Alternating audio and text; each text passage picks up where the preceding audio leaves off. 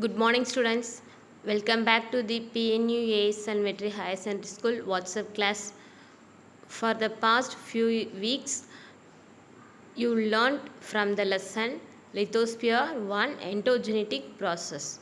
Okay, so in that lesson, you are already learnt about the spheres of the earth. There is four spheres, that is lithosphere, atmosphere, hydrosphere and biosphere. Then structure of the earth.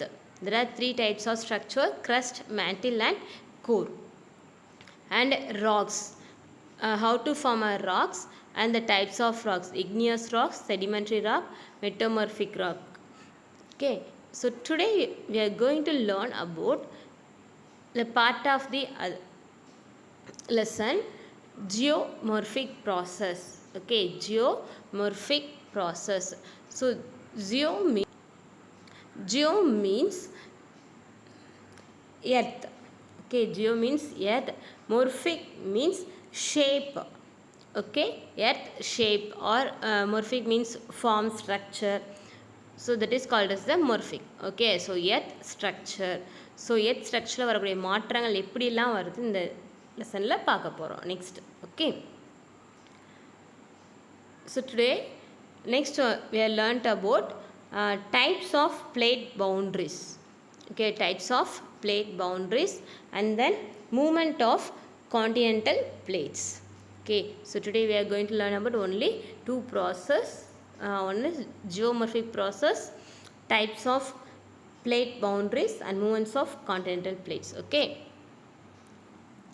geomorphic process: the forces that act from the earth's interior. Okay, act from the earth interiors towards the earth surface are called internal process. So நம்மளோட எர்த்துக்கு உள்ளேருந்து நடக்கக்கூடிய மாற்றங்களால் நம்ம earth சர்ஃபேஸில் வரக்கூடிய மாற்றத்தை என்ன சொல்கிறோம்? Internal process and endogenetic process. These forces build the landscape and create topographic relief. Okay, இந்த ஃபோர்ஸஸ்னால நம்மளுடைய எர்த்து சர்ஃபேஸ் எப்படி இருக்குது? கொஞ்சம் சேஞ்ச் ஆகுது. நம்மளுடைய லேண்ட்ஸ்கேப் மாறும், டோப்போகிராஃபிக் லெவல் வந்து என்ன செஞ்சுட்டே இருக்கும்? மாறிக்கிட்டே இருக்கும். The forces that on the surface of the earth due to natural agents like running water, glacier, wind, waves. Okay, so எதனால வருதுன்னா எர்த்துக்குள்ளே நடக்கக்கூடிய மாற்றங்களால் வெளியே வரக்கூடிய சேஞ்சஸ் எதுனா ரன்னிங் வாட்டர், கிளாசியர், அதாவது பனிமலை உருகுள்ளி, அதான் கிளாசியர், விண்ட் அண்ட் வேவ்ஸ்னால மாற்றங்கள் வருது. Are called external process or exogenetic process. So எர்த்துக்கு மேலே வரக்கூடிய மாற்றங்கள் இதெல்லாம். Okay, this external process tear the landscape down into relatively low elevated plains and shapes the landform created by endogenetic process. Okay, so லேண்ட்ஸ்கேப்பை வந்து ஃபுல்லாக மாற்றி அமைக்கிறது இந்த ப்ராசஸ் தான் ஜியோமோர்ஃபிக். அதாவது பிளைன் ரீஜின், ஹில் ஸ்டேஷனை மாறுறதோ, ஹில் ஸ்டேஷன் பிளாட்டே ரீஜினை மாறுறதுமே என்ன ப்ராசஸ் அப்படின்னா geomorphic process. Internal process: the internal process generate heat and eject materials from the deep below the earth crust. நம்மளோட எர்த்து கிரஸ்ட்லேருந்து நம்மளுடைய இன்டர்னல் உள்ள ஹீட்னால் உள்ளே உள்ள அந்த மெட்டீரியல்ஸ் என்ன செய்யுது? வெளித்தள்ளப்படுது. அதுதான் internal process. Internal radioactivity is the principal source of power for this process. Internal radioactivity, கதிர்வீச்சுன்னு சொல்லுவோம் இல்லையா? நம்ம எர்த்துக்குள்ள உள்ள இந்த கதிர்வீச்சுனால தான் என்னது இந்த மாதிரியான மாற்றங்கள்லாம் வருது அப்படின்னு சொல்கிறாங்க. Next one, plate tectonic. Plate tectonic அதாவது நம்மளுடைய எர்த்து கிரஸ்ட் இருக்கு இல்லையா, அது பல பிளேட்ஸ்னால் வரக்கூடியது, அடுக்குகள்னால் வரக்கூடியதுன்னு சொல்லுவாங்க. The lithosphere is divided into a number of huge slabs of rocks called tectonic plate. Okay, rock slab, ஒவ்வொரு ஸ்லாபாக இருக்கும் இல்லையா? நம்ம நார்மலாக வீடு கட்டும்போது ஸ்லாப் பார்ப்பாங்க, அதுமாதிரி நம்மளுடைய ஹியூஜ் ராக் ஸ்லாப்பாக இருக்கும். ஓகே, நம்ம லித்தோஸ்பியர் டெக்டோனிக் பிளேட் அப்படின்னு சொல்கிறாங்க.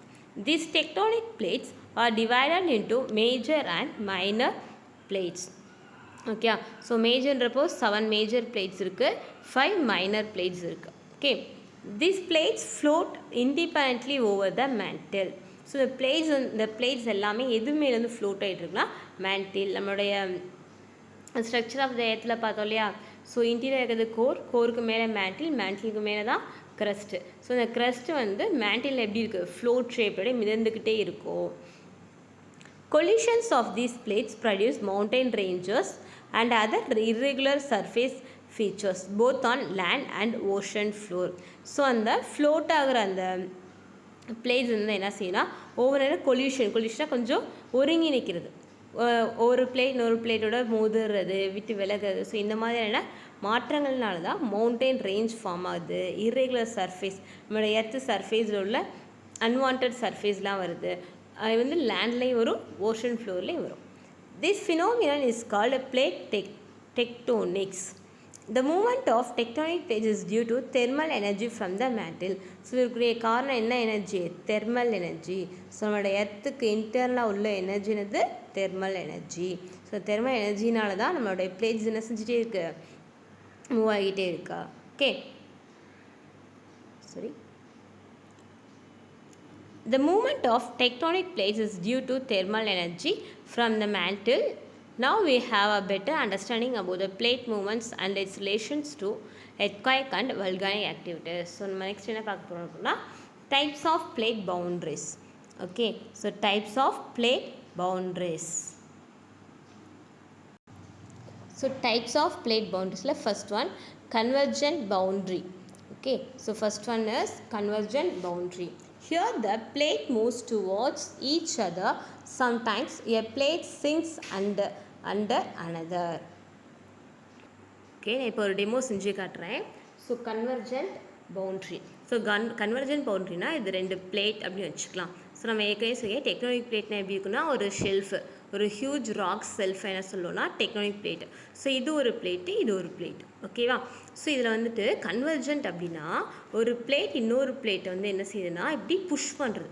ஸோ புஷ் பண்ண ஒன் பிளேட் வந்து என்ன செஞ்சிடும்னா அந்த செல்ஃப், அந்த ஒவ்வொரு ஸ்லாப் இருக்கு இல்லையா, ஒன்று உள்ளே போகும், ஒன்று வெளியே வரும்.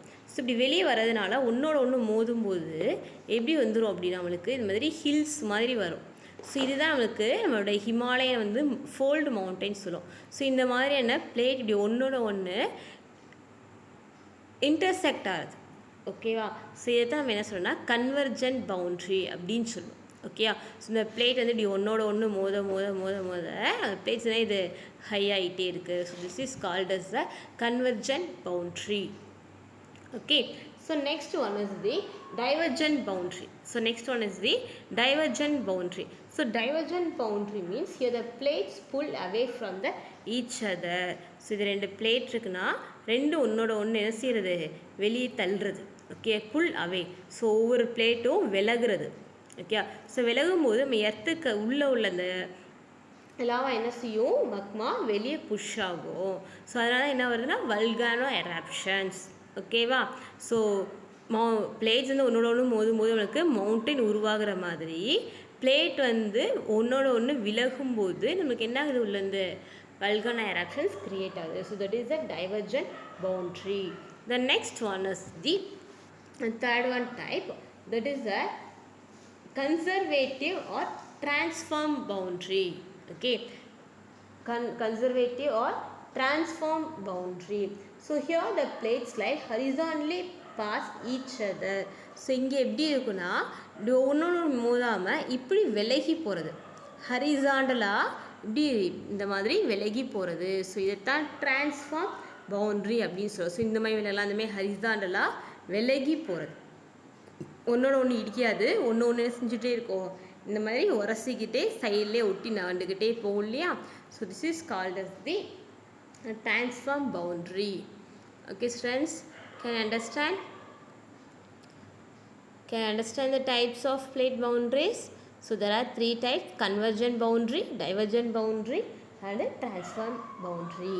Okay students, now I end this session. If you have any doubt means you may call me. Okay students, thank you.